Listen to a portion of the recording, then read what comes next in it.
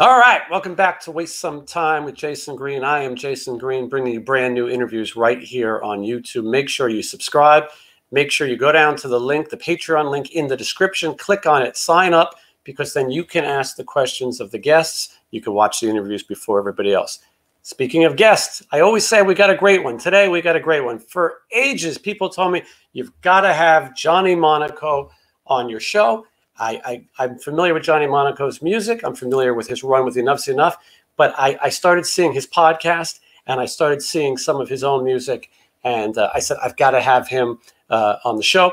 He's got a upcoming solo record, a new one. He's got lots of music. He's got an upcoming solo record. You can hear clips of it on YouTube right now. It's called She Said She Found Her Soulmate. And I recommend you listen to those clips and get ready for it. So we're going to talk about all things in the world of Johnny Monaco and more right after this.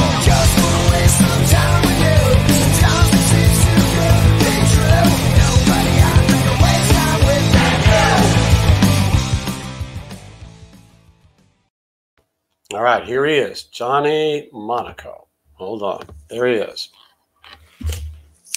Johnny, I'm glad you joined me. Hey, Jason, how are you?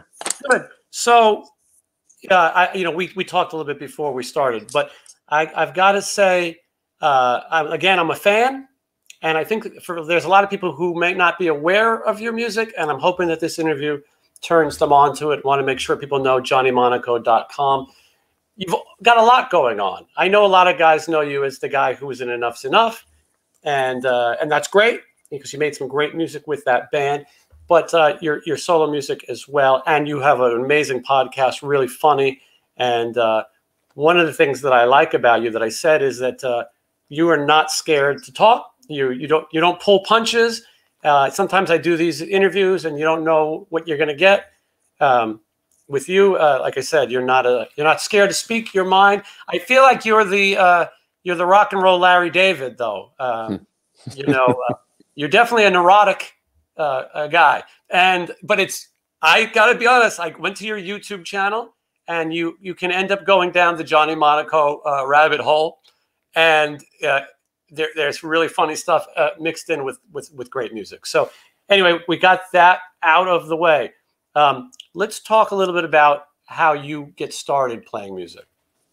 Wow. Okay. Well, thanks for all that. That's very nice.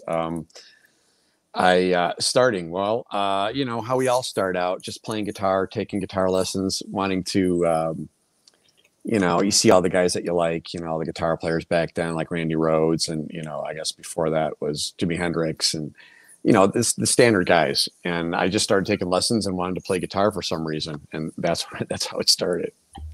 From Illinois, right?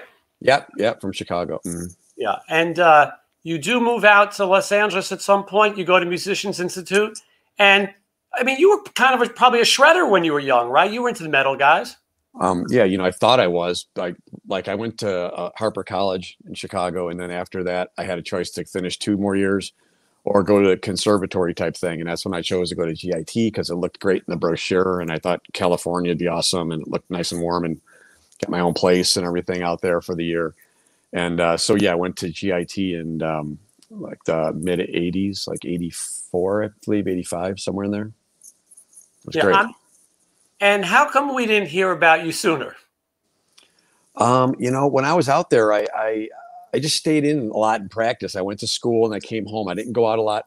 I did, do some sound and mixed around town and at some of the clubs. And I got to meet like all the guys from like at the local bands at the time were like Whiskey. Was it Sister Whiskey? Remember them? I don't remember that one. And Swinging Thing. And it's all the early 80 bands. And Johnny Knoxville and all those guys were kind of still hanging out. And before all that started. So I got to like go around, mix around town and kind of hang out with those guys. But I really didn't have a band together. And then I moved back to Chicago and then moved back again. And then that time I started a band with Scott Coogan and Scott Schreiner from Weezer. And it was called Black Elvis. And it was a pop rock band. And I was listening to like Life, Sex, and Death a lot at the time. I liked the heaviness of that with the pop elements. And so we started doing that kind of a vibe. And we were playing all over FM station and all the local stuff up and down the strip. And that was, still before Enuff Z'Nuff and everything. This was still like early 90s. Yeah. Did you know the Enuff Z'Nuff guys from living in Chicago or Illinois?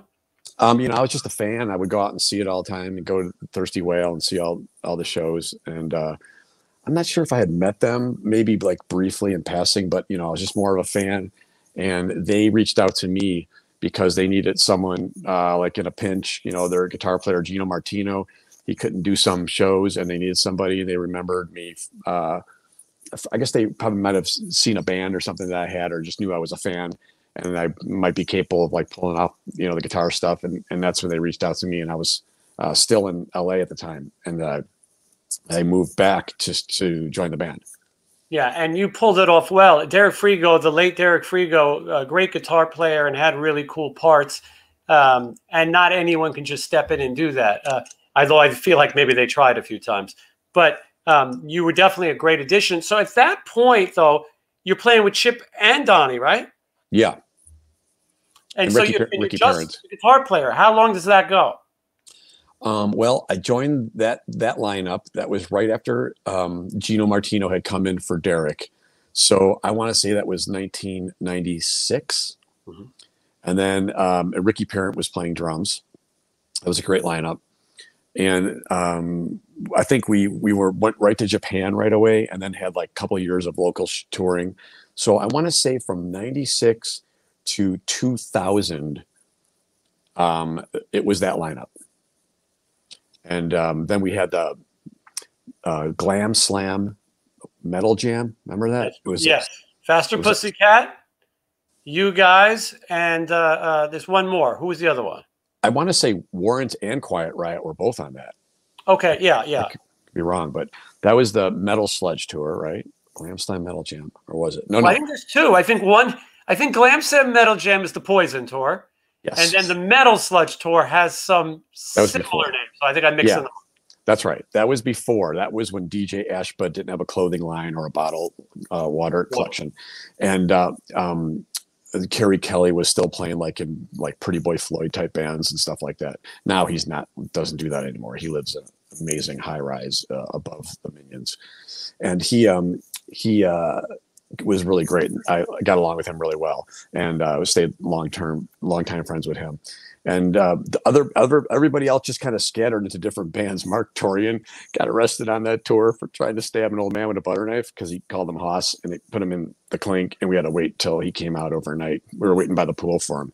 He came out all embarrassed, like, "Sorry, you guys." And like, "Oh, that's all right, you know, that happens." So you know, so we did that tour, and then later was the Glam Slam Metal Jam. That was in 2001 or 2000, and that was a big stadium tour, like you said. And then kind of like towards the end of that, something happened. Bobby Dahl hurt his back or something, and they canceled you know, the rest of it. But we did a good run. There was a lot of shows, and it was awesome.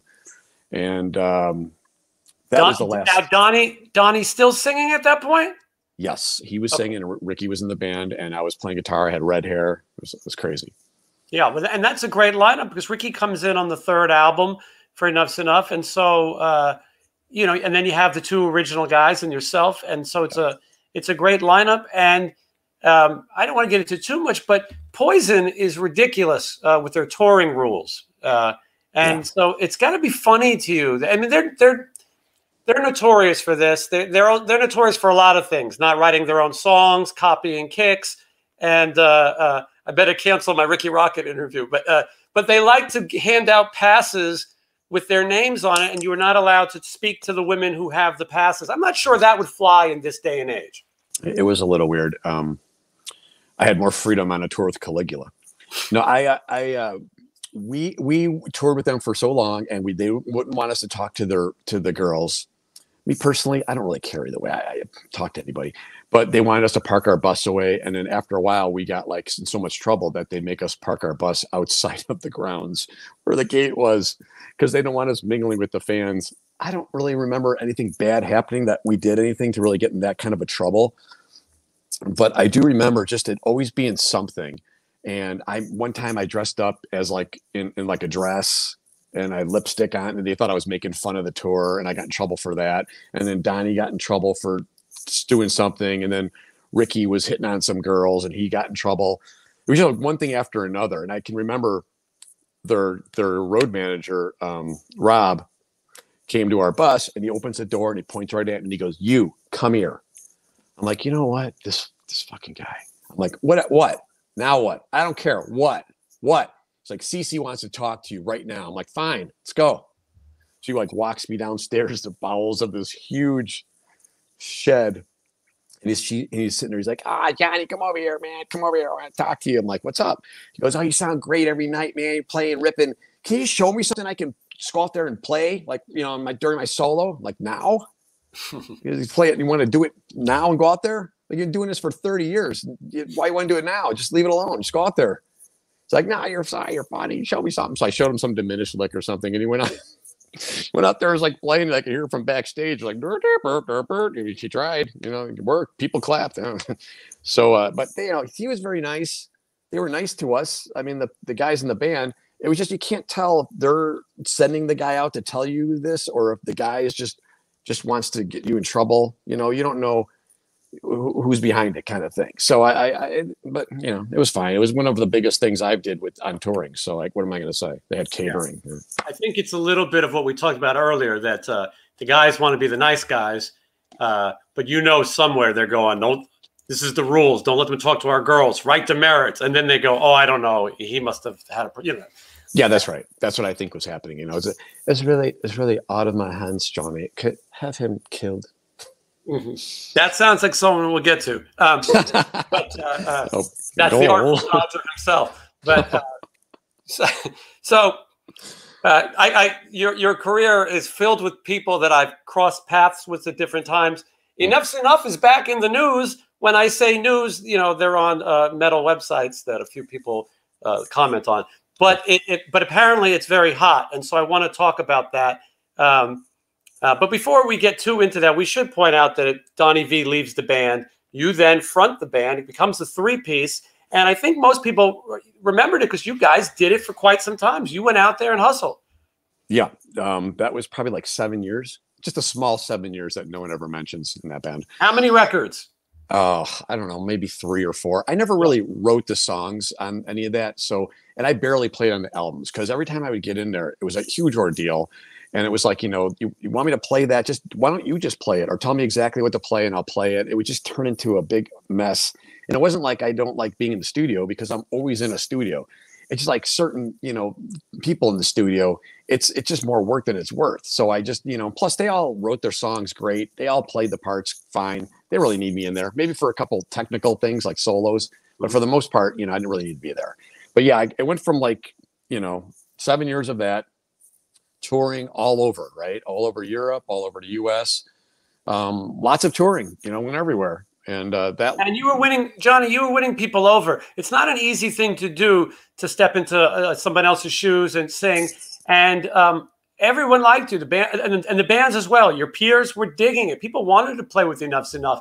And there was a buzz about, have you heard Johnny sing? And, you know, people can watch those clips. You did a great job. And it's not easy to sing those songs and play the guitar in a band that has such a familiar sound. Obviously, you have similar influences, you know, to those guys, and that big pop rock sound. And so it worked for those years. Well, I agree. I still get emails to this day, arguably one of the better lineups. You know, of course, the first one was the best, but then after that, and, you know, Donnie came back and forth a few times. We can get to that part, but, you know, I get it all the time. And, you know, YouTube is there it is, man. You know, that's like, you know, the big truth serum. You go to YouTube and you want to see what it sounded like. There it is. Yeah. Whether it's still promoted or gets swept under the rug or you know, avoided by some people, that's a choice, or, you know, on purpose to do that. But it's the true equalizer is YouTube. And if you go there and you hear that lineup for so many years, I couldn't have done any more. I thought it sounded great, and we'd go deep into the catalog, and we'd play, like, you know, I'd pull out ones, like, you know, cool ones like Downhill and all these like intense songs. And, you know, people still tell me to this day that it's how good it sounded. And, you know, I tried my best to get it to sound as close as possible. Yeah. And I think I think it worked. And like you said, it's easy to find. People discover the band all the time.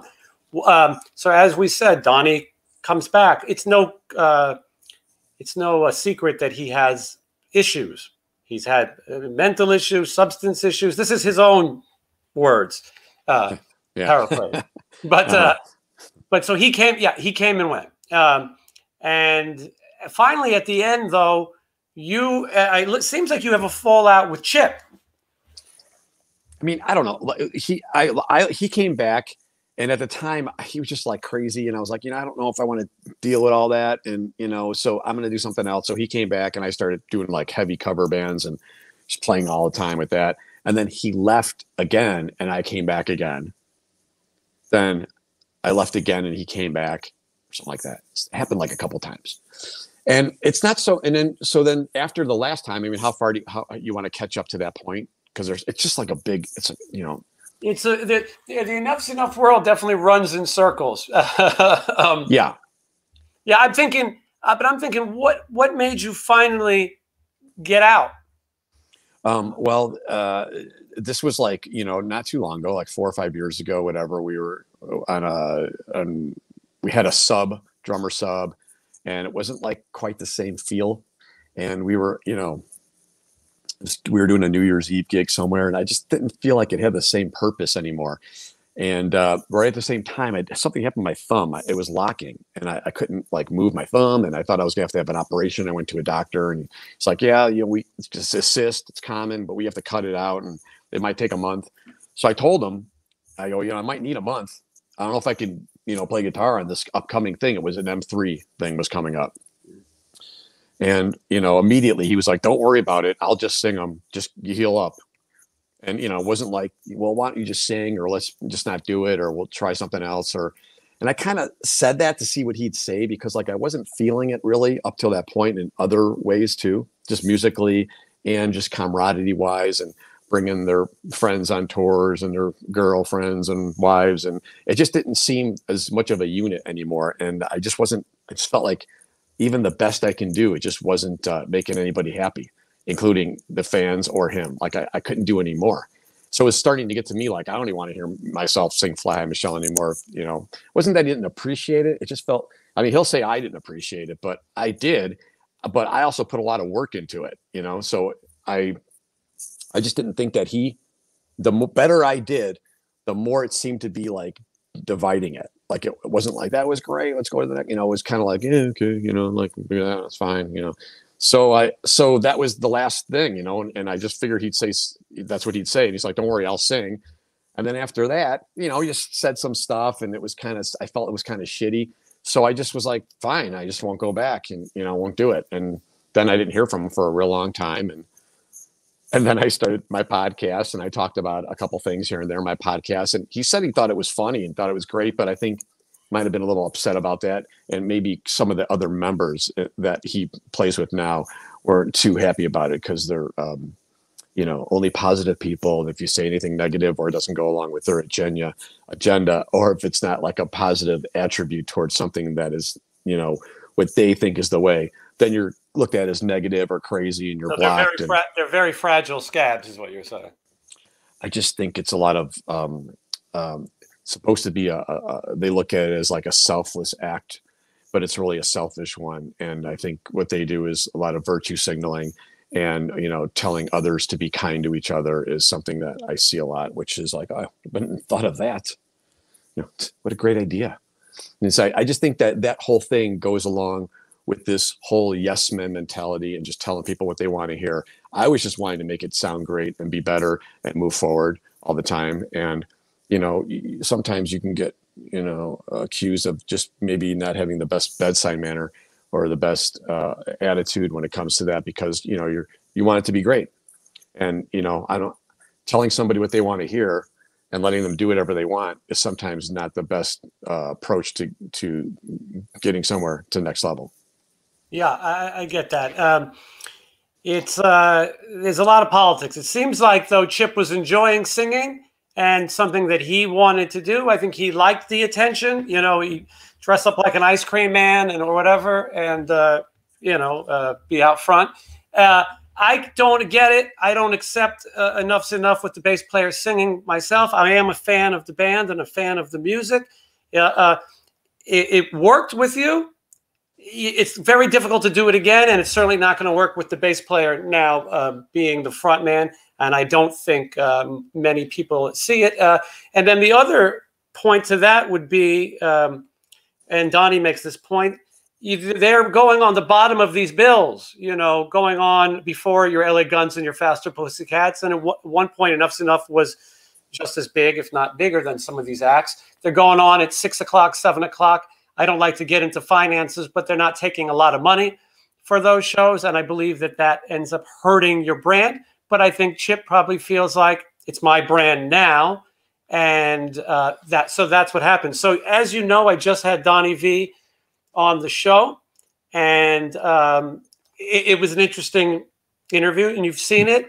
I let him slide on a few things. At one point, he said the only reason that they got a glam image was because of Vic and Derek. That seems ridiculous when you watch videos of those guys wearing pink lipstick. I mean, to blame those guys, they were as glam can be. Maybe management suggested they glam it up, but maybe without that glam, they don't get played on MTV. Yeah, I do agree that Chip kind of wanted to be the singer, and that's fine. It's his songs, you know. But, you know, I think you should get the best, you know, tool for the job. Mm-hmm. So, you know, just because it's your brand and your name, should you be singing them? I mean, I don't know. He's been doing it now. It's like been 5 years. It seems to be working okay. So, I mean, for, like you said, at that level. You described his singing. I can't remember the term you used. Is there one that you use often? When Chip singing the songs? Mm-hmm. You know, I don't know. It's a lot of people will say, you know, Chip sounds like he's singing with marbles in his mouth. But I don't think that's true, because if you took a handful of marbles and shoved them into Andrea Bocelli's mouth, it would probably still sound pretty good. You know, I mean, he doesn't need a vocal coach like Josh Groban. What he needs is an exorcist. Yes. It almost sounds like you're opening and closing an old shed door, like that's been out in the elements for 20 years. Yeah, yeah. And I don't think that's good. I mean, I'm not sure. I mean, it depends on the format, but I think it's not very good. So, okay, so those Donnie's got a solo record out and songs, and him and Chip reunite for a video. And I think it's a fun song, Party Time. Did you hear it? I did hear that. I actually, I was part of that. I didn't get the credit for it, but the voiceover in the beginning, you know, that's right. But he leaves that part out.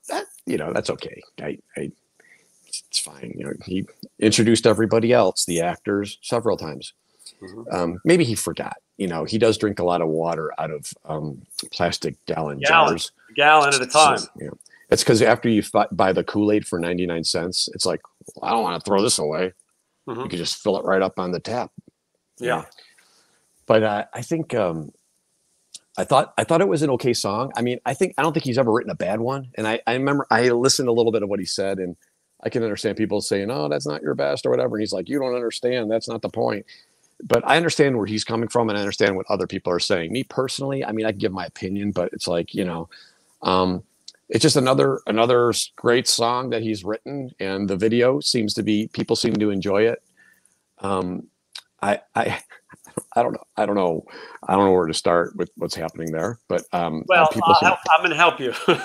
So, yeah. So, I mean, I kind of feel what you feel. I feel it's another great song that no one's going to hear. Unfortunately, I hate to say that. I'd love to hear it sold as a jingle or something, but Donnie is sometimes his own worst enemy. Like you said, I don't think he writes bad songs.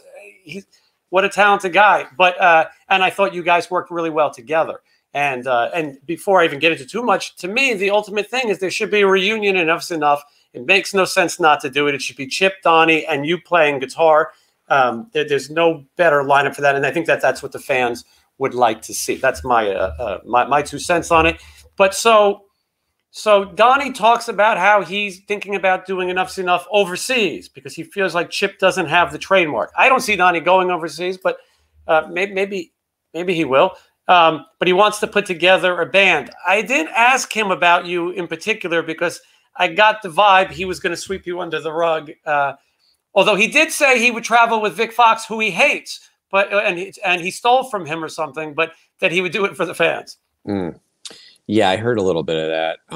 First of all, I don't know how he's going to get to Europe because his canoe trip's going to take like a year, and by that time, he had some trouble, I believe, and traveling might not be the best thing. No, I don't know if he's that strong of a swimmer. I did hear him say that, and then I heard him talk about some of the guys in Chip's band, how he thought they were artists to themselves, and how he would try to find someone like that, or someone, you know, great like that can also bring something. And that's fine. You don't want to mention me. I don't really have a problem with him. We didn't really say anything. I didn't really end on bad terms or anything. I mean, I did put in one of my podcasts where I compared him to Charles Manson, but it was funny. Yeah, and that's also, you could take that a lot of ways.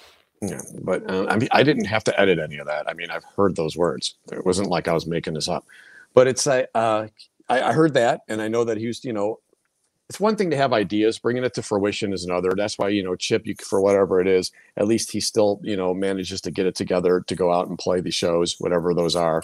And, you know, you want to keep doing that. If that's enough and, you know, you're doing what you want to do, then fine, but don't do it and complain the entire time about it. Although I do get, you know, accused of complaining a lot.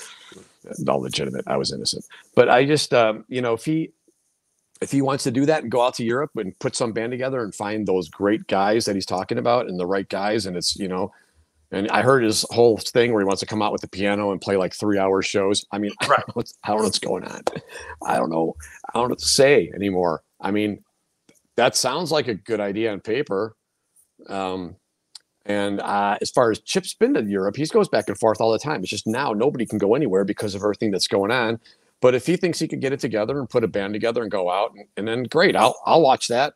I want to see it too. You know, if you want me to be involved, fine. But I mean, it's a little weird lately with both of them. I don't know.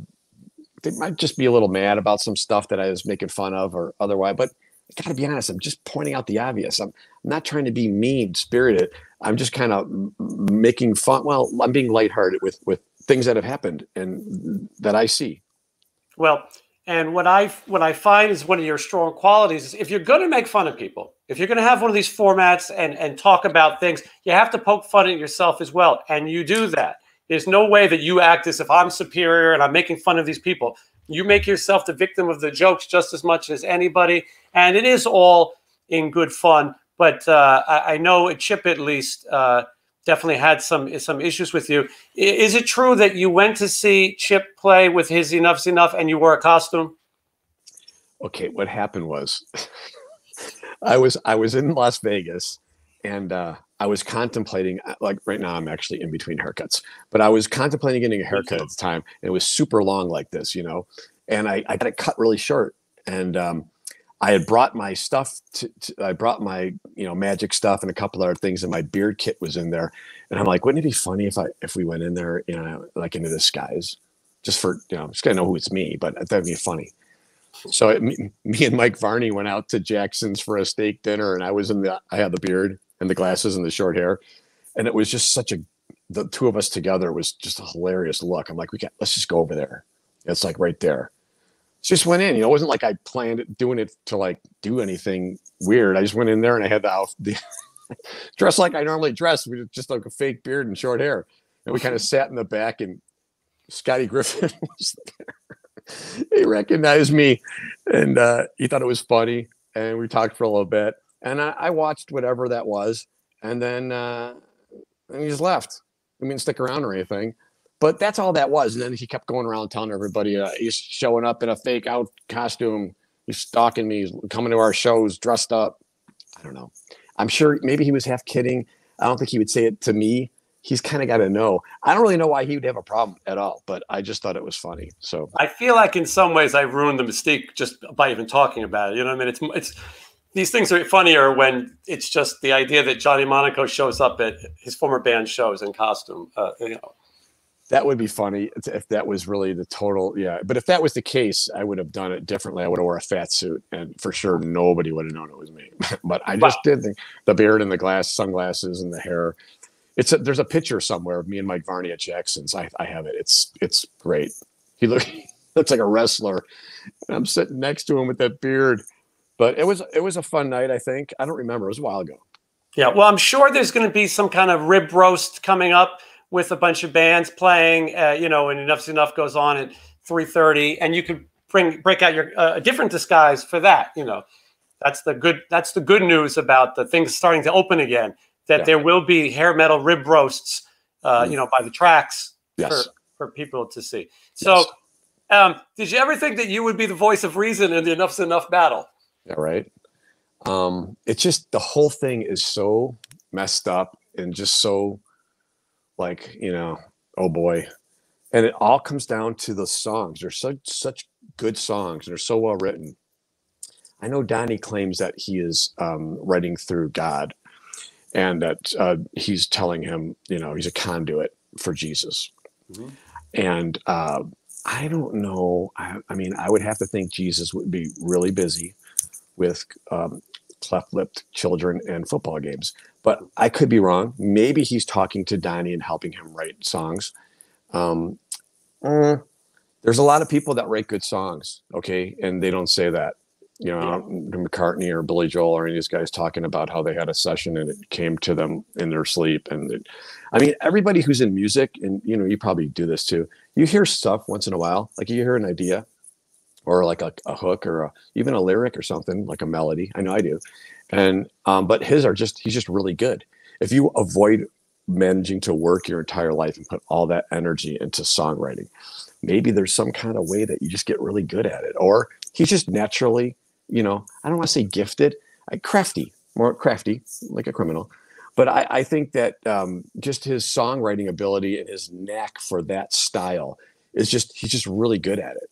And he credited NyQuil in my interview with him for Fly High Michelle. He said that they had run out of alcohol and they weren't selling alcohol on Sundays. I don't know if this is like the prohibition days or whatever, but he couldn't get alcohol on Sunday. So him and Derek needed a drink and they got NyQuil. And that's so that's what he credited for Fly High Michelle. I would think that there'd be a lot of better songs than for everyone that goes to the pharmacy at 2 a.m. Well, I don't know about you, but I'm going to try to drink some NyQuil tonight and write. I have some in my water. I have some in my water right now. I'm trying to come up with a new smash hit. Yeah, listen, it could happen. So so who knows what the future is? I'm putting it out there that these guys are crazy. I also in Chip's defense, I know that he is worried that if Donnie comes back and it doesn't work again, how many more times can you do it? I know that Chip probably feels like I can go and play these rib roasts and things, and I make my money and I have my fun. I like being a front man, and you know I had to put up with a lot of aggravation these years, and I'm going to go out, you know, like this. And you know, he's not as young as his Wikipedia may claim, and you know, I think that I see a little bit of his argument. But as far as the fans go, you guys should be on an M3 and at a cruise and whatever. As best as it can be, and let the fans have, because younger people are discovering this kind of music, and Enuff Z'Nuff, and I'm sure that when they go see what they're seeing, they would be disappointed. Yeah, I mean, some people just don't know better. The bar has been extremely lowered. I think he does enjoy singing, and I think probably what happened was I don't think he would not consider it, but when he gets back together in the room and you're hanging out and you realize nothing's really changed with this person. It sounds like it's going to be the same thing. I don't want to do it again like that. And plus what we're doing, you know, this plastic fork is working fine. I don't need that fancy silver fork. So, you know, I think it's gotten to the point to where, and it's not just with music, it's with everything. Everywhere you go, fast food, everywhere you go, people helping, people at Target. It's like hard to find good help, right? So it's like, I think it got to the point to where, you know, this is good enough. It's going to work.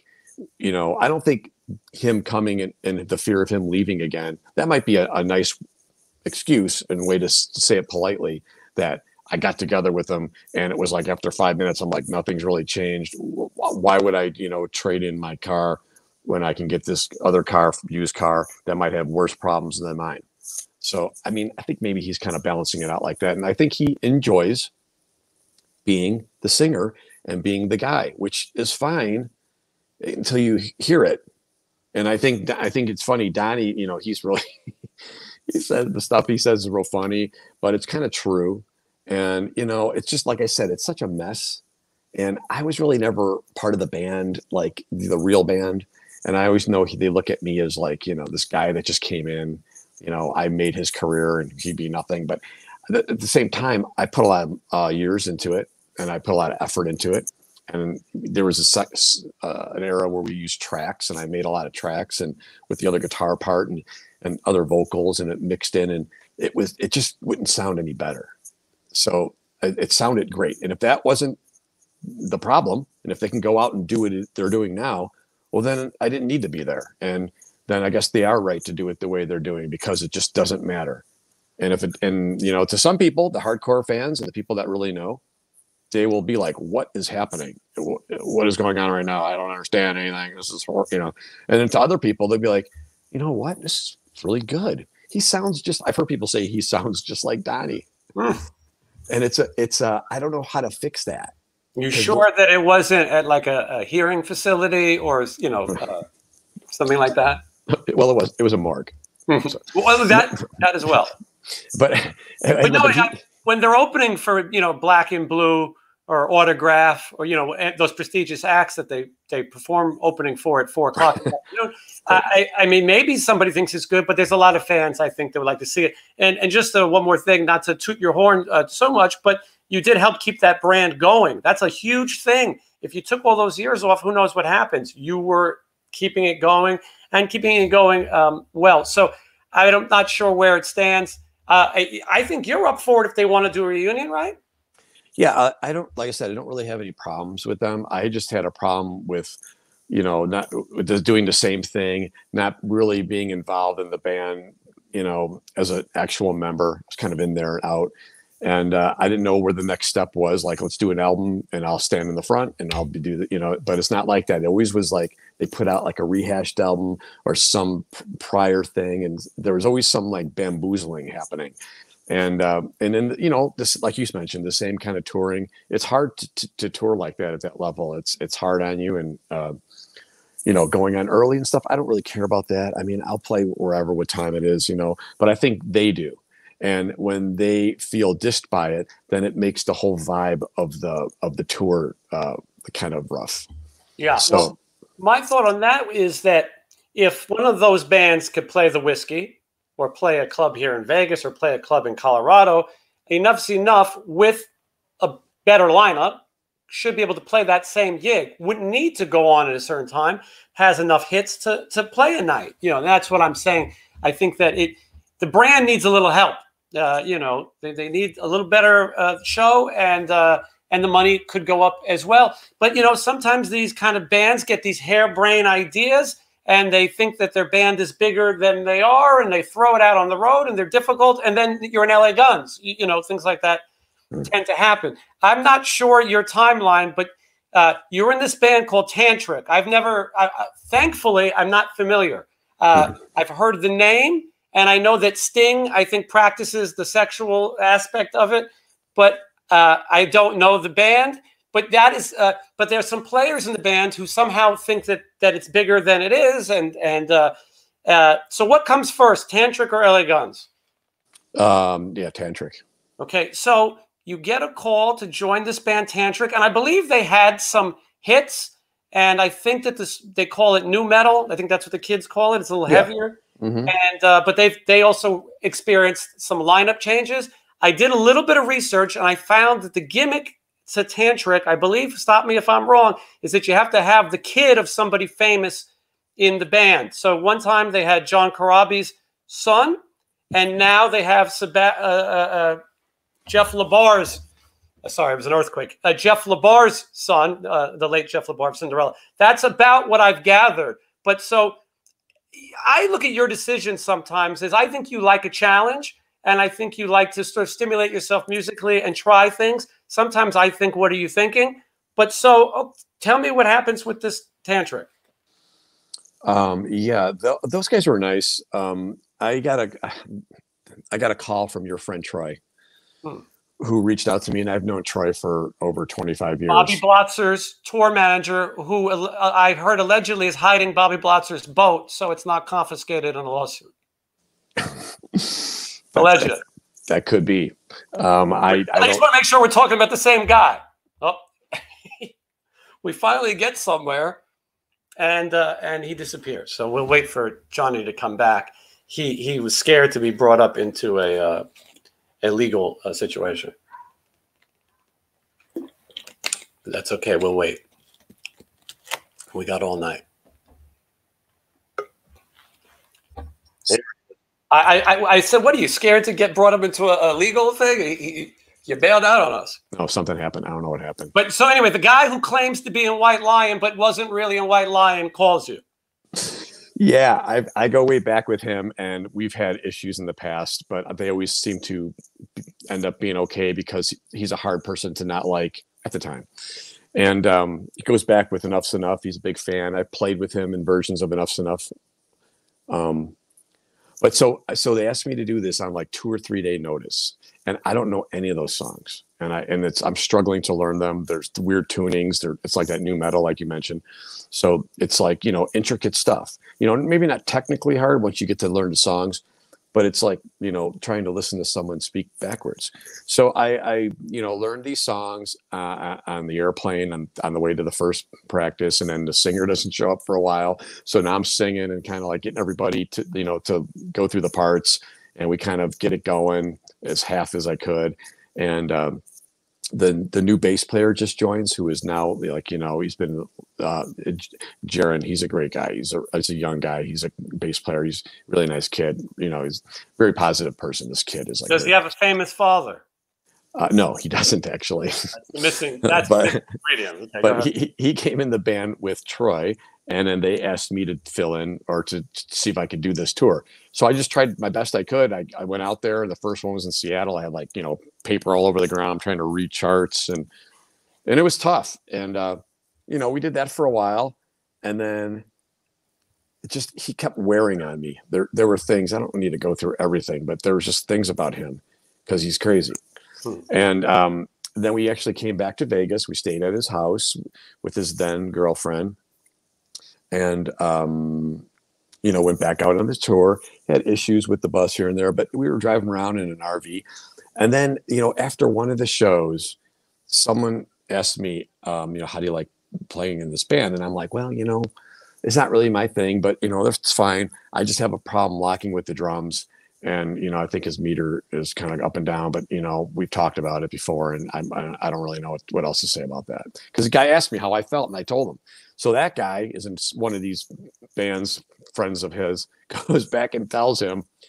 And then me and him are sharing a room in, you know, at the hotel. And it was like kind of weird and quiet. And, you know, I was like, what's up? I'm like, nothing. And in the past, we have talked about this. I'm like, dude, we have to lock on this. I have to know what's going on here. Is there a stop? Are we doing this? Don't worry about Johnny. We'll do that later. And, you know, it never happened. Mm-hmm. So I told the guy what I thought. Meters up and down, tempos. I don't know. So he got really mad about that. And he was like, you know, walking around the room, like punching the air and like, you know, it's like he went all Cape Fear. And I'm like, what's up? And he goes, oh, you said this to that's my boy. I'm like, yeah, I said it to him. He asked me what I thought. I told you the same thing 1 million times. What do you want me to tell you? To practice, to get a metronome. And he's like, you know, yeah, it's a dick move. Oh, I can't wait till this is over. It'll be so much better without guys like you around. And this could have been so much smoother. He went crazy. So I'm like, you know, he's like throwing stuff and whipping shit around the room. I'm like, you know what? And I was kind of like holding my ground because, I mean, what was I going to say? I admitted what I said. Wasn't trying to hide or anything. So then I was walking out of the room to have my guitar in my suitcase, and I was doing something. I'm yelling. I'm like, fuck you, dude. And he kind of came at me and he grabbed me and threw me into the hallway. My hands full. Couldn't defend myself. So I went downstairs and hey, you guys, man, I know we have like a week left, but this guy, man, I'm going to leave. I'm going to leave right now. I don't even want to be around this. They're like, no, don't go anywhere. You know, we'll talk to him. And he came down 10 minutes later, apologized, said he was over it. Wasn't then, but he is now. Let's just get through this week. And then he was like kind of nice. His tempo's got a little better. And, you know, we just hung out for that last week. And then towards the end, I'm like, all right, well, I don't know, whatever to say here. He's like, oh, I got your money. I'll get you the rest. Stiffed me, like all the money, never paid me. kind of ripped me off there. And then I tried talking to him about it or texting him, and he just like would go off and just was like, you know, now that there's distance, all this, you know, telling me how much of a dick I am and this and that. And oh, that's the podcast. And you know, yeah, just it was just like, I just was so over it, you know, that guy. It's crazy. So it's like, you know, I told him what I thought. He didn't like it. You know, never tell a drummer that they don't have good meter. Evidently, take it real serious. And you haven't said anything bad about his hair, though. Well, what can you say about that? Yeah. But I'm saying I thought that he would be more hurt by that. Don't message us, please, especially me, if you're watching, and I know you are. But anyway, so Tantric doesn't work out. You leave. He doesn't work out either.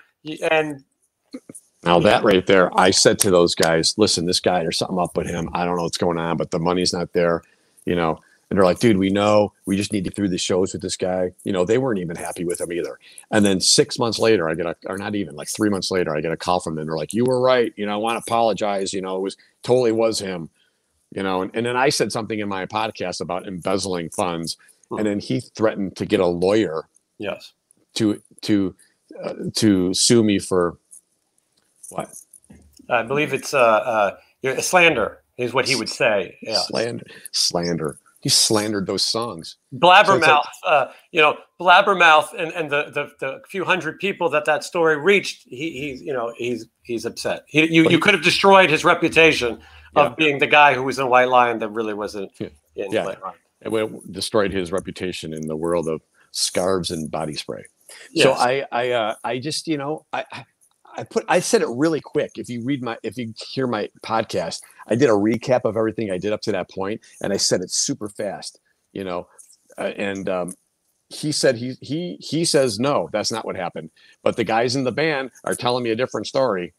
So, you know, and they fired him for not being able to, you know, show the road reports. I don't really know much about it. All I know is I got ripped off the entire half of the tour money. And then when I spoke about it, I got threatened that, you know, I was going to get sued for, you know, slandering him. And I didn't really have anything more to say about it. And it's unfortunate because I did like him at one time. We got along. He'd always laugh at my jokes and he was, you know, fun to hang out with a little bit. But there's just something snappy going on, you know, between him and the life and the girls and things, and you know, and it's always, you know, a circle. And you know, who am I to say? But you know, you can tell people's track records. And you know, well, and before anyone decides to be litigious, as long as you believe what you're saying is true, or you believe that you've heard that it's true, there's nothing else to argue about. So that's the story about a Tantric. I'm glad I asked. It didn't make me want to go research them anymore. Maybe it's a great band. But I'm fine with talking about other dysfunctional bands, and that leads me to what comes first now, RATT or LA Guns? Oh yeah, well, RATT wasn't really. I can't really say I did much with that. I got a call to try out for RATT, and they were like, "Can you be here tomorrow?" And I'm like, "I guess," or 2 days. So I tried to learn the solos as best I could because those are. There's a video on YouTube of you playing greatest hits of RATT solos, and it's actually very entertaining. Yeah, I tried to learn them as best I could. I used to know them like kind of halfway, like, you know, back in the day. But those are, and I thought I knew them, but now that I really learned them, I probably didn't know them as good as I thought. So I learned them. I flew out there. Do you remember drummer Casey? Yeah, he played in Nitro at one point. Yeah, he's great. He's from Chicago, and for some reason he was in LA. I think he lived out there at the time, and he picked me up from the airport and drove me out to Juan Crocier's house. Mm-hmm. And nice house, got a boat too. Mm-hmm. Speaking of boats, and he could take a boat if you know, in the legal world. Go ahead. But he had a nice house, and I drove there, and there was some other guy leaving as I went in. It was like, you know, like when you go to a dirty movie place. So guy came out, I went in, and you know, Robin Crosby. Robin Crosby was there in spirit. He was there in spirit. And Stephen Pearcy was there. Yeah, Stephen Pearcy was there, and he came in and he had the mic stand with the spikes and the knuckles. Brass knuckles. And I was a little nervous because, you know, you're in a room with these guys, and there was one of their friends was sitting on the couch, and it was like really tight, and it was, you know, Casey was there talking. He knew the guy, and a drummer was a fill-in guy. He was a real nice guy too, because their drummer is probably touring or doing something, because he plays in a couple bands. I think he's also in Black and Blue, right? Yeah, Pete Holmes. Yeah, Pete. Yeah, nice guy. I just tried to do it the best I could, and we got through a bunch, and they were like, "All right, man, it sounds really good." You know, they're taping it and everything. And did you play did you play a full song? Did Steven sing and everything? Oh, like 10 songs. Okay, wow. And he was like, you know, after we took a little break and he was drinking Rolling Rocks, and he's like, so what would you do if I took that little white pedal and threw it down that hill? I'm like, well, I'd probably go get it. So, like, I like this guy. So I thought we were getting along. He's like, take a picture of that set list. Like taking artistic pictures, you know, on an angle. Like a big set list of songs. I thought I did okay. I don't know. Maybe it wasn't good. I thought it was good. It was like me and like a 5150, and you know, playing these tunes with these guys, and they're not easy songs. And I did the best I could on a short notice, and they never called me back. So I guess it wasn't good. But there was a lot of guys who tried out for that, and a lot of name guys and guys that were good. And I think that they were getting some bad advice, in my opinion. I worked with them, and I went out on the road with them right after that. And Steven was having some trouble. You know, I'm still friends with him and work with him to this day, but he was definitely in a bad place. He had to have his knees replaced, and he was drinking on top of medication, and he admits this. And then also he was dealing with cancer as well, which none of us knew at the time. So he was going through a lot of stuff. And I think that their management, I remember somebody who was in their management that's not there now saying, we don't need Warren DeMartini. Have you seen the shoes he wears? You know, the old man shoes. And I'm thinking, you not realize that Warren DeMartini, who he is? And they're like, this kid we have, and the kid could be amazing. That's fine. But he's not Warren DeMartini. And so they were in a weird place. Yeah, I mean, a lot of people have said that, but the guy they have now, Jordan Ziff, he's really good. He's a great guitar player. He's awesome. He plays also with Marty Friedman. Yes, he played with Marty Friedman a lot, and he was talented. Yeah, he's good. And I think that, but I think he also might have been a little over his head when he got into this world, because they were a little dysfunctional at that time. RATT, to me, is the most dysfunctional band that there is. They like to say it's not that crazy. No, they all are actively suing each other at one time or another, or speaking to each other. That version of RATT that you tried out for is no longer. You know, it's, as Steven says now, it's a reunion or nothing, which I think is the right attitude. Meanwhile, Steven will tour with his solo bands, and I don't know what those other guys will do. But it is interesting to hear those stories. I think people like to hear about you trying out, you know, for RATT. Yeah, no, this guy was, you know, surprised they called, and it was like, I thought it'd be a good opportunity. And like I said, the guy they have now is great, and that he brought his friend in.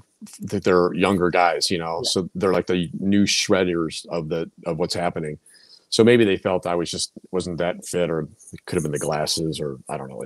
But, I think maybe they were thinking, okay, well, this is a guy who's been known for something already, and we'll go with this idea of these brand new kids. Who knows? It didn't work either way. Yeah. But so now, speaking of not working, the only other band I can think of is LA Guns. So when you joined LA Guns, I thought, this is a mistake. Johnny's making a bad move here. Not insulting LA Guns. They've got a brand, and they should play their music and do all those things. But I didn't think it was for you. And sometimes, first of all, I think, we know you're a lead guitar player. And Tracy Guns is a lead guitar player, and he's a very good guitar player. But I'm not sure it made sense to have you playing mostly rhythm. And I'm not sure it would fit your personality. And then, in my opinion, Phil Lewis does not like to be upstaged by anybody. If you dress better than he does, if you have real hair, any of those type of things, he might have an issue with you. And they have had, they've had a lot of changes since you've been in the band. And, you know, that says something. It's not just you, you know, they've gone through countless nameless, faceless people, and still continue to this very day. what I thought when it ended for you was you're very honest, and I always wonder: are you worried that Trickster isn't going to call you because you're so honest about your experiences? Well, now that you brought it up, well, you know, I was surprised they reached out to me, and they did, and it was exciting. And their manager had called me. I kind of know them. I don't really know the manager, so I mean, I knew him a little bit. But in my defense, I was drinking, and it was like 4 in the afternoon because I was at this event, and I asked the guy, I'm like, hey, do you think I should join LA Guns, the owner of this bar? And he's like, yeah. I'm like, you're right. So I didn't know, like, you know, I thought I wasn't too familiar with their songs, but I toured with them. And actually, it was really nice that they asked me. I was, you know, taken back by it. And they said I didn't have to try out or anything. You know, we know that you could play the songs. Just, you know, come out here for a week and we'll rehearse and we'll start playing. So I did. And at first it was fine. You know, I don't mind playing rhythms, you know, if that's what it takes. But I have to kind of enjoy it a little bit, like what I was doing. And maybe it just wasn't for me, like musically. And then it got progressively weirder. And I talk about some of that in my podcast. Well, I mean, it's pretty weird. I mean, the story is that the manager had you iron his shirt for him. Yeah, that. In his defense, it was wrinkled. Mm-hmm. But see, the thing is, maybe we got comfortable with each other. You know, maybe he just felt this is a guy that can get something done, like ironing my shirt, because I'm not going to ask the bass player. So it's like, you know, maybe I took it wrong. Maybe he just really needed it ironed.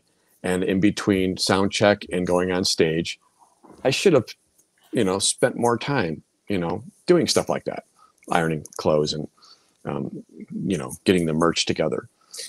But I was kind of nervous still learning the songs and kind of learn. I kind of had to focus. I did it. I ironed a shirt. You know, I'm not really good with an iron. You picked the shirt out too. Yeah, I did. And that was the irony that I actually did pick out that shirt. I went with him to the mall, and he's looking at shirts. I'm like, you know, this isn't this here right here. This is not like a cowboy or something. Let me help you out. So we picked out. He's like, what do you think of this one? No, we think of. So we finally find the right shirt for him. And you know, when you buy a new shirt, they put the cardboard in there. Sometimes a little wrinkled. So yeah, a vest too. A vest. You know, those two things. Ironing vests is tricky. It's like cooking. So you did iron the vest as well. I did. It was it's tricky. It's like you know, cooking a nice piece of fish. You can overcook it. So by the way, this is groundbreaking news. A lot of people know about the shirt, but I don't think people knew about the addition of the vest. So this could be the Blabbermouth headline. Well, they were together, not sewn together. Although that probably would have been the best bet. But I you know, that happened, and then like I played the show, and it was the same stuff, and it was loud, and I wasn't into it. And Johnny Martin kept standing in front of me, and I'm in the corner. You know, it felt weird, and there was a lot of traveling around. Like I don't mind traveling. Phil Lewis commented and said, you know, well, not everybody's born to be wild. He doesn't like to travel. It's not that. I just don't like going through like cheap flights to like airport to airport with like 3 Les Pauls that I'm not going to play. And then, well, and speaking of Les Pauls that you're not going to play, why wouldn't you just play the pointy guitars that you usually like to play?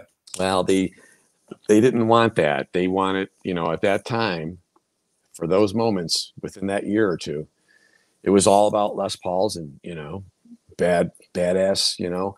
Well, I didn't realize until I did some research that, you know, those first couple LA Guns albums, they're on the hood of a car with a pink pointy guitar. But a lot of people, you know, nowadays, even like what Donnie was saying, like, oh, you know, the glam thing, they kind of like, you know, put down the thing that made them, and they want to go the opposite way and be all like badassery, which is fine. But, you know, I like Les Pauls. Don't get me wrong. They're a little heavy for me. Hurts kind of playing them. But maybe for that tone, that's what you need. I can get pretty good tones out of all these fruity things. You know, I get great sounds out of it. I know they don't look great, but it's a workhorse guitar.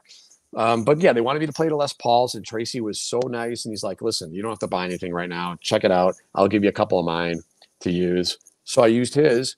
I got to lug him around. you know, and then we got to go. It's not like we're checking them through and stuff. You got to take them with you on the plane. You got to put them in the overhead, and everyone's like, "Come on!" And they're like, "That's not where that goes," and they're like yelling at me. I'm like, "I'm trying. It's a new band. I'm a little excited about this. Cut me some slack." This is before the pandemic, so you know, got to go on the planes, and and then the money changed a little bit, and then they had something coming up, and there was a bunch of dates that were going to happen, and I just didn't feel it was for me anymore. And I just was like, guys, you know, I maybe it's a bad decision because I like touring and I like, you know, being involved with something. And, you know, we went to Australia. It was nice.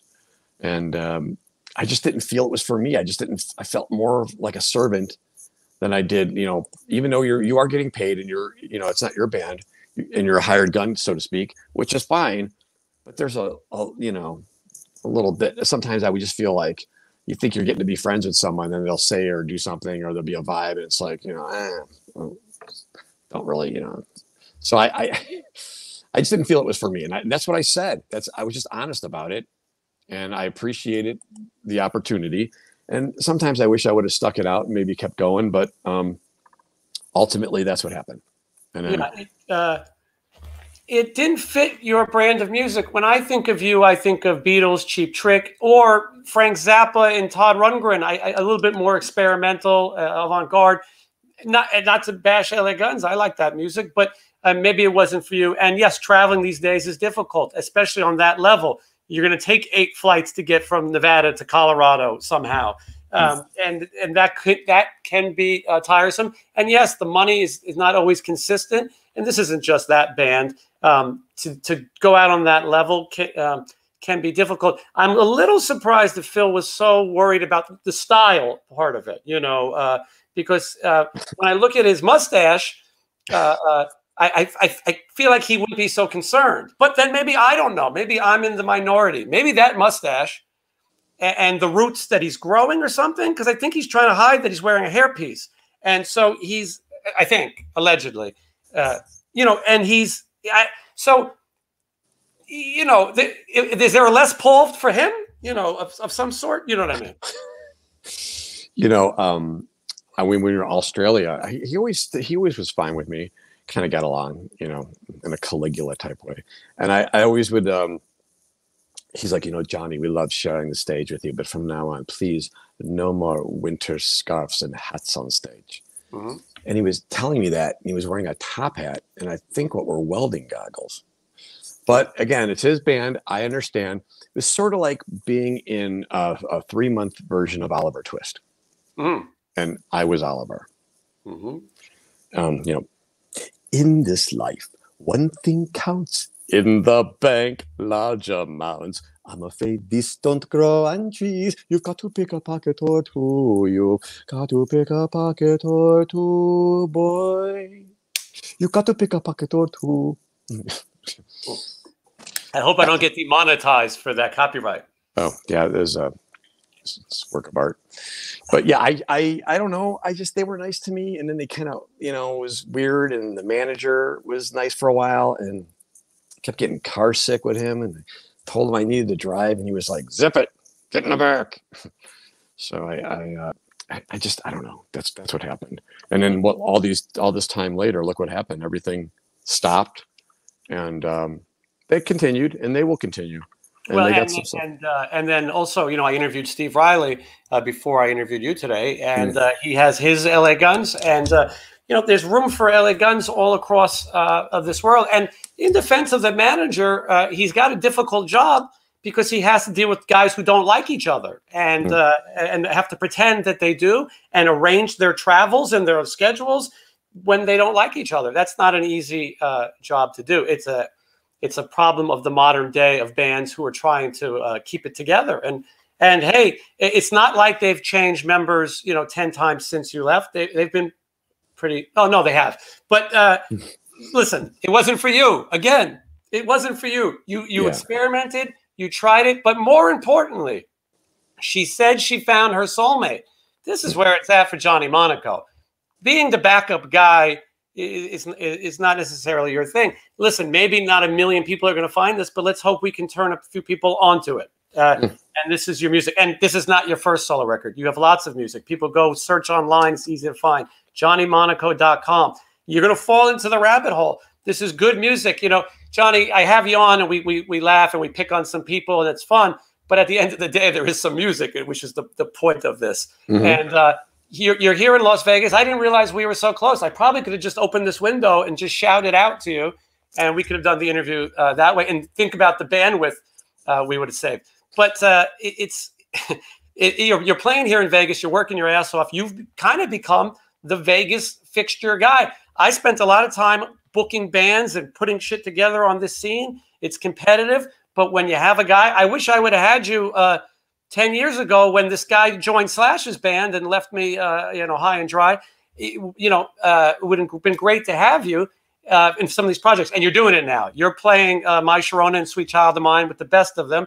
I'm not insulting you. This is a living. Vegas is you play music, and it's better than working at the AM/PM or having a job. You are out there playing these gigs on the strip, and you know what? You're also turning people on to your music as well and to your brand. And you're a talented guy. There's nothing wrong with playing music when you're a great mimic. You can sound like all kinds of different people. What a great thing for a cover band. And then you can play all styles of guitar. So those dates and things are on your social media. So if someone's visiting in Las Vegas, there's a good chance that you'll be playing.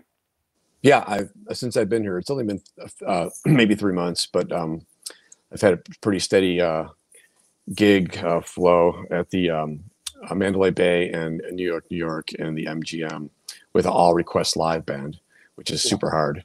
And then I played the other night with some younger guys at the Artesian Hotel, which was crazy. And it was like dance music, and it was like a young. Is it the Artesian or is it the Artisan? Probably the Artisan.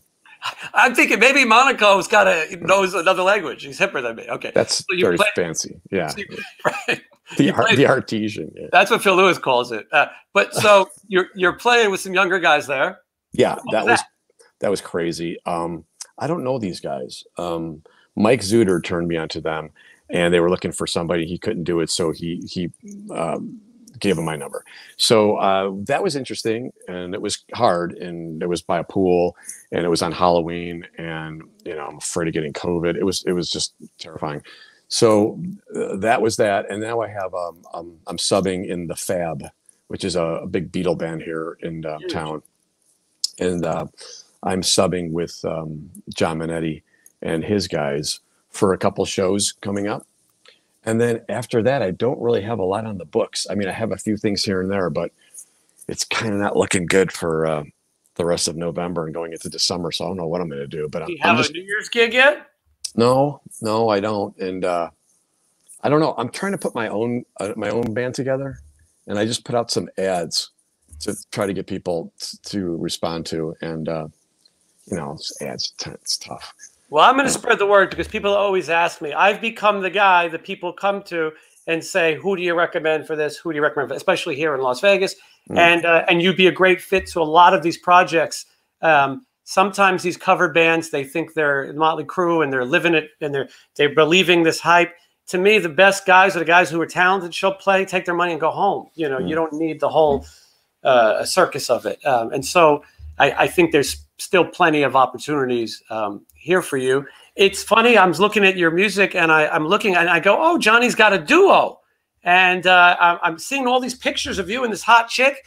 And I'm thinking to myself, what a cool thing. I wonder how they work together. And it wasn't until I clicked on a video or maybe 2 or 3 that I realized it's a mannequin. I don't know if you know that. Yeah. That's Charlotte.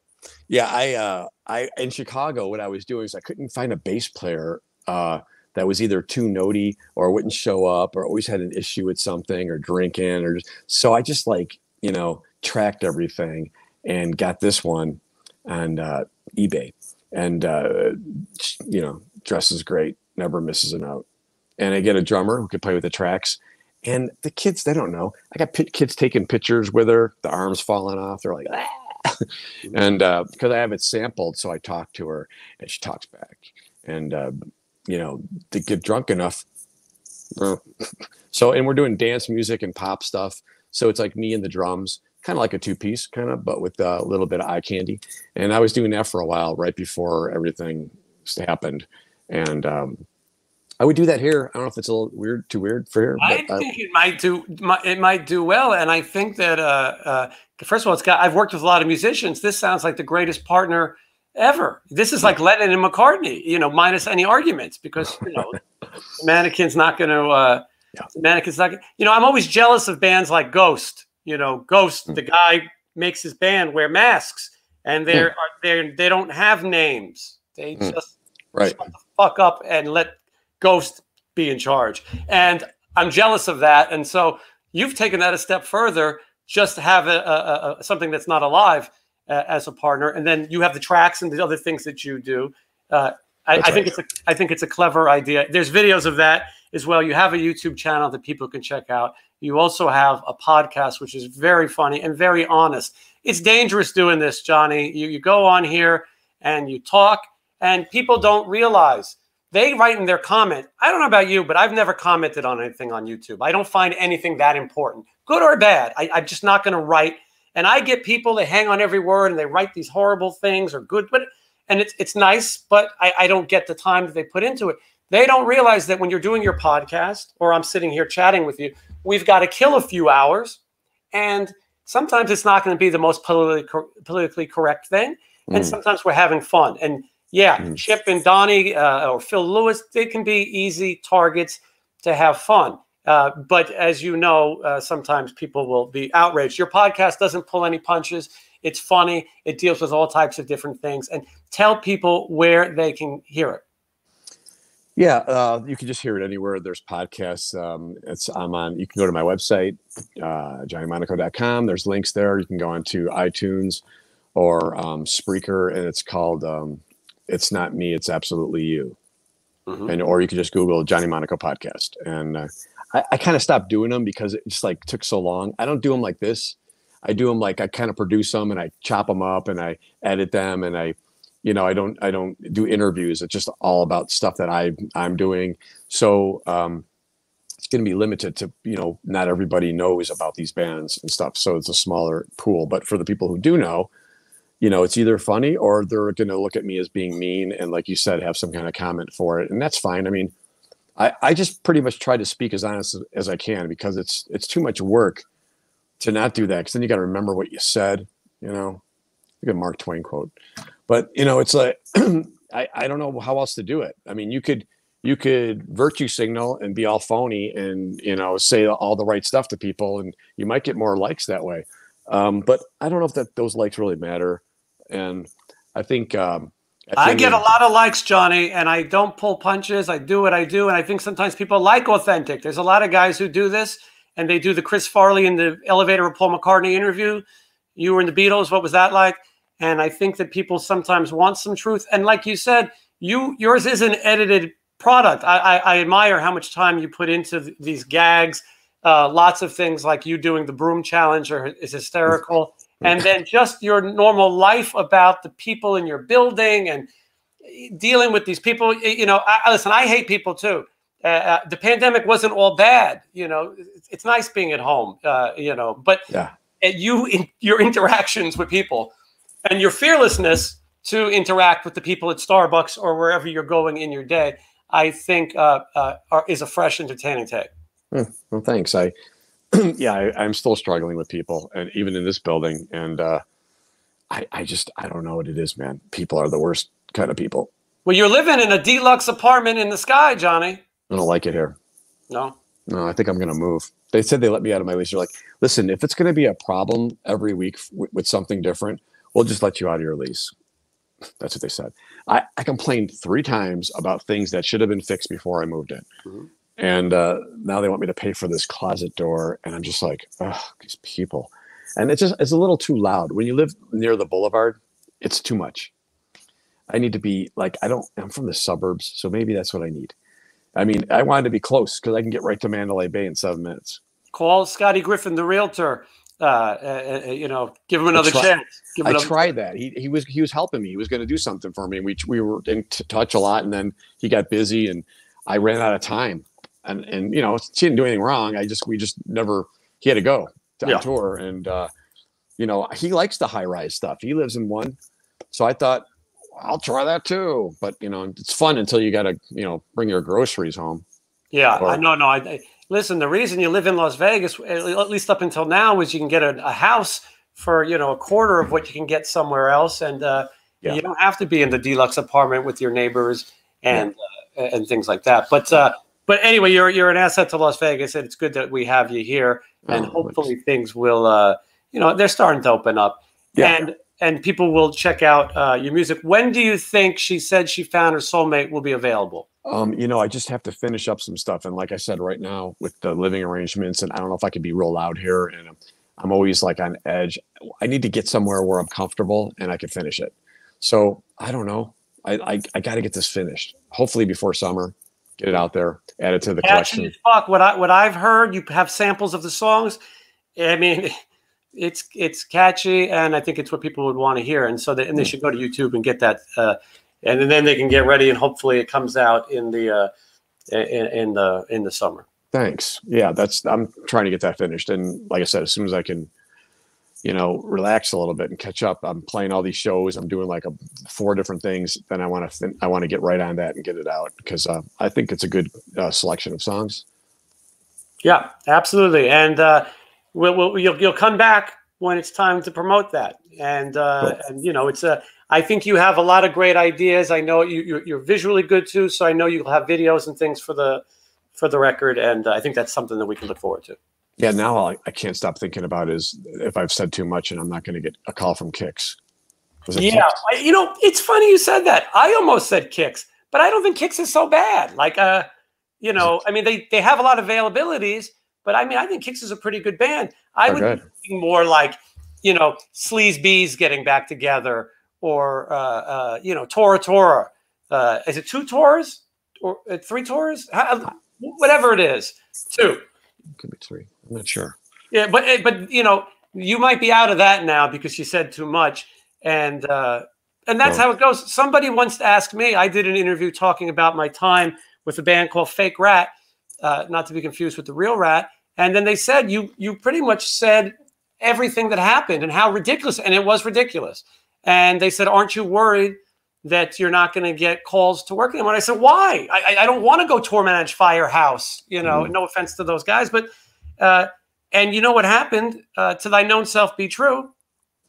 Because I talked a little bit. Here I am with 20 million subscribers talking to Johnny Monaco on a Friday night in Las Vegas. I don't know anymore. Like I said, it's just easiest for me just to this is what happened. I'm just pointing out the obvious. I'm just telling it. I'm reporting to an extent.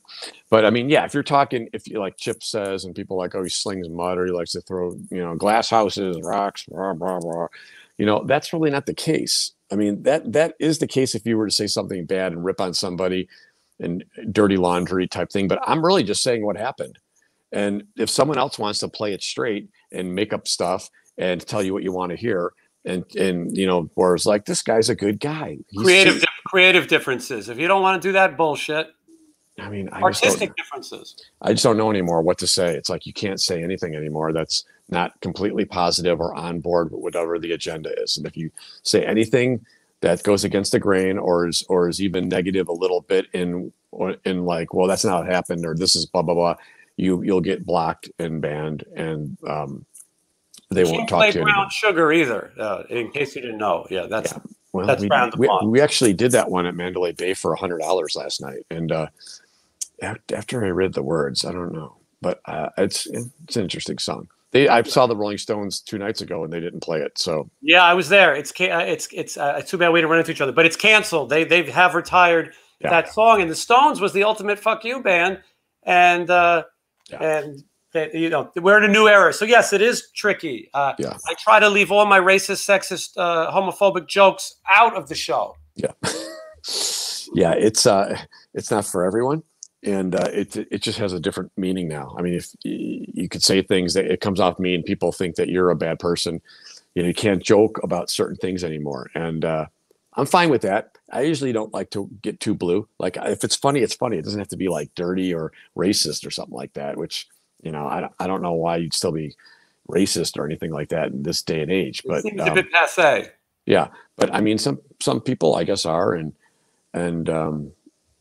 you know, that's their problem, and you know, but you can't say anything anymore. That's too edgy or too risky, and I don't think I'm doing that. I just think I'm just telling what happened, and if it outs somebody or it makes them look in a different light to somebody else, well, if anyone should be ashamed, it should be you for pretending.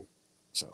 Or Phil Lewis for growing that mustache. You know, I mean, if someone should be ashamed, it would be him. And we're just pointing it out. We're not, you know. Right. If you're gonna, that's there. I'm pointing out the obvious. I said, you know, the things I said out of either jest or, you know, it's not that if you dislike somebody, you usually don't bring them up. That's why those guys, Enuff Z'Nuff and all those bands, they don't mention me at all. Wait a second. You're saying if you like someone, you don't bring them up? No, if you don't like them, you don't really mention them at all. They're out of sight, out of mind. They don't even want to give you the promotion. I got to change my act. They don't want to even give you the promo. You know, they don't want to put you on. That's why I've never mentioned. They swipe my name on, you know, sweep me under the rug. Don't say anything. Don't even bring him up. We don't even want to, you know, give him that kind of, you know. Otherwise, wouldn't you be bringing up stuff in interviews like, oh, well, at this point in time, we did this and this was great. You know, I never hear any of that. And it's because, you know, this guy knows this stuff. He's going to tell the truth. We don't want to bring that out. You know, it's like Trump, you know, it's like, I mean, that's kind of the way it is. Now you're really going to get in trouble. Yeah. George Lynch came on the show once. Yeah. You know, he's a guitar player and he's pretty good. He said that the Dokken audience has got too many guys in it. And so that he went to a casting agency and he hired women extras to be in the audience. And he said, you know, I hired like a casting call like Trump. And you should have seen the hate mail that me and George Lynch received. They went crazy. They went nuts. He didn't say anything even about Trump other than that he hired actors, which he really did do. It was fact. And boy, people went crazy. And then in that same interview, he said he's atheist. Okay, so what? Oh my goodness, you should see the hate mail that got. So it's and then listen, and we'll wrap it up because I've kept you all night. I know you got things to do. You got a mannequin to have dinner with. But that's right. Are you familiar with the Great Cat? What's that? So people get mad at me for plugging the Great Cat. Back in New York in the late 80s, early 90s, there was this female guitarist. She went to Juilliard, though, to study violin. Mm-hmm. And she shreds. She made a record called Beethoven on Speed. Mm. She plays classical, kind of like Yngwie, but she does it in her bra and panties. I recommend you look this up. Okay. So she always stays in character, which is that she screams and tells. She's kind of like Sam Kinison, and she says, "Worship me" and "Wake up," and she's a character. It's funny. Now there's rumors that maybe she didn't really play all these years because there's not much video of her playing live.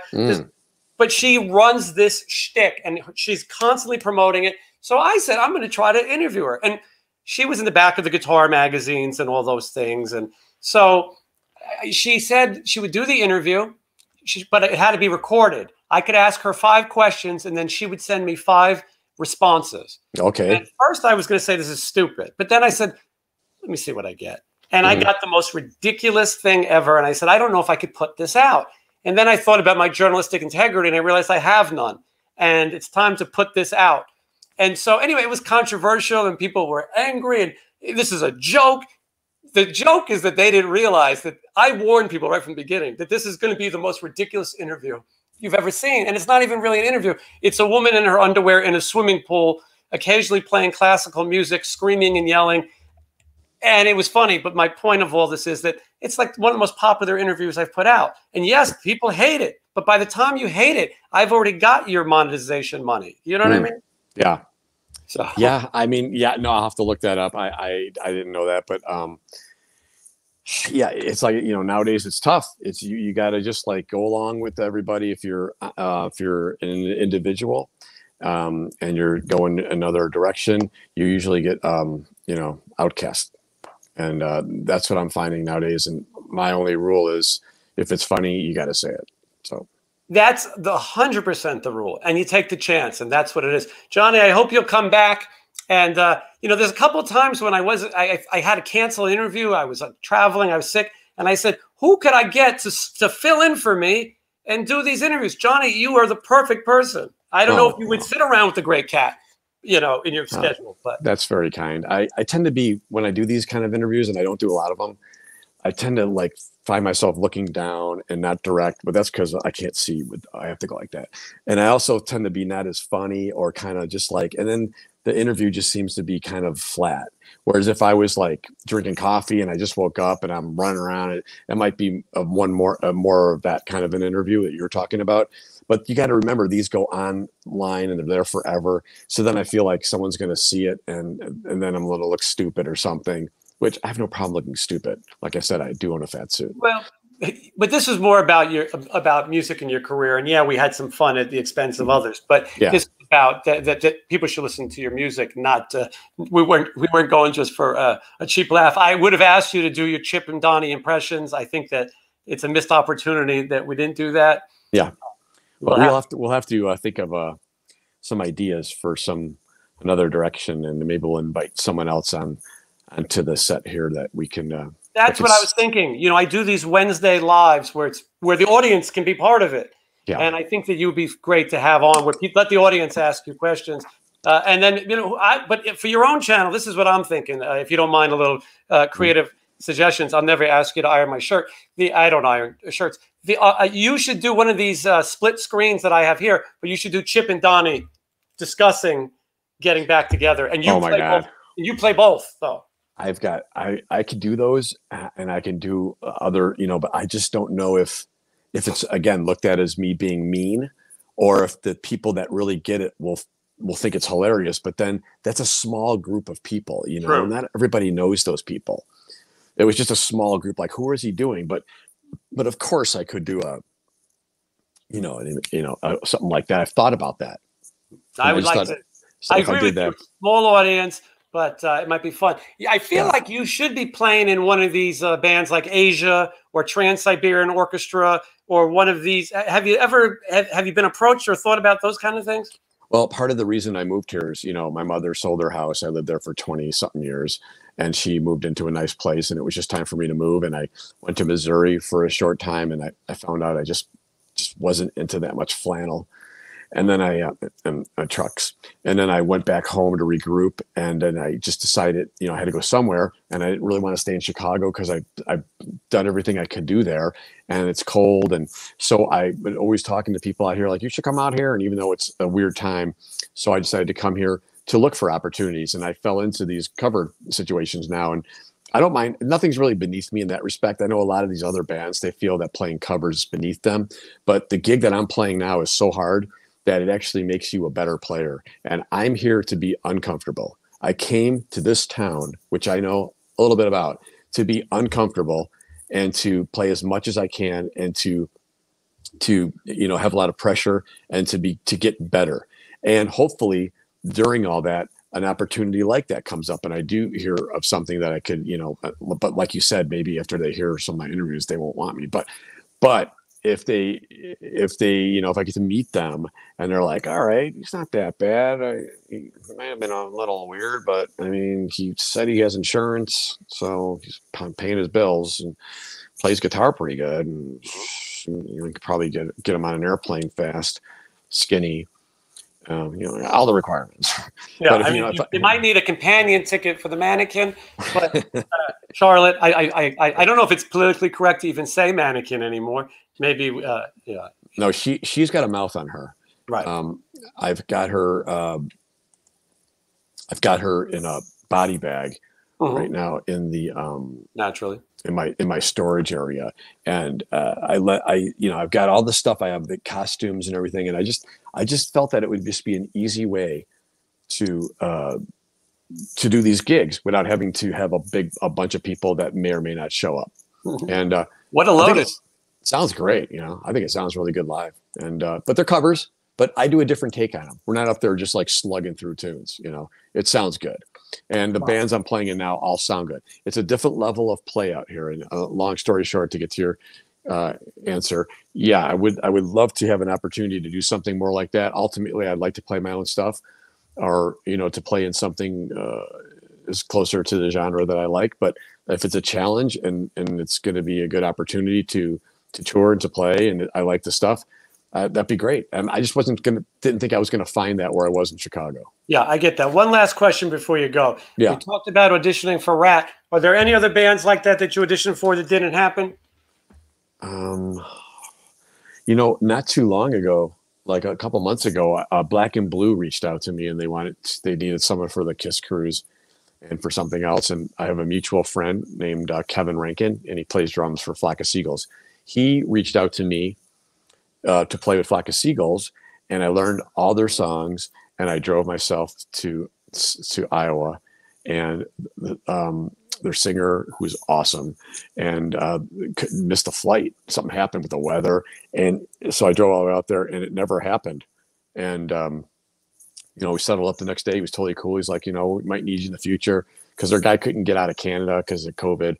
So I was, you know, the go-to guy for that, which I don't know why, but I that didn't happen. And then he mentioned something to the Black and Blue guys because they're friends of his. So I put together a little video of me playing their hit song, and I was just that Hold On to 18. Correct. And I was just moving here, and at the time, like the first couple days, and I was flustered, and I had all my stuff all over the place. I didn't have my stuff set up, so it took me a little bit to get back to them. But he was like, you know, cool with it, and I sent it to him, and then I didn't hear back at all, and I'm like, oh man. And there he goes again. That's I'm a grown man wearing a full face of makeup and a leather jacket and my shorts, sitting in front of hot lights. But he's going to come back and he's going to tell us the Black and Blue. They're in the Black and Blue, and then we'll wrap it up. The internet in the deluxe apartment in the sky is not so good. This place, man, I'm gonna get out of here. But yeah, anyways, they reached out to me. I sent them a video. They didn't get back, and then they finally did. They said, you know, we need someone who's local, that's around where we live, because I want to work with him. And I just saw a video clip of them on the boat, and guy looked pretty good, the guitar player. So I don't know. Maybe it was an excuse. Maybe there's like, he's crazy, I don't want to do it. But the video came out pretty good. I thought it came out good. I could send it to you. Yeah. Well, anyway, yeah, I'd like to see. You should have a whole section of all the things you auditioned for on your YouTube, where people can watch play the solos for a million songs. Listen, it's almost your time, Johnny. You know what I mean? You're the next big thing. Someone's gonna discover you, and you'll be playing in one of these. You'll be in Guns N' Roses or something like that. You'll probably be miserable but wealthy, and you can sell your solo records and all those things. Let's hope that happens. All right, Johnny, thank you so much. I appreciate it, and we'll talk again soon for sure. All right, thanks for having me on, and let's get together now that we're close. Yeah, absolutely. Thank you. Okay.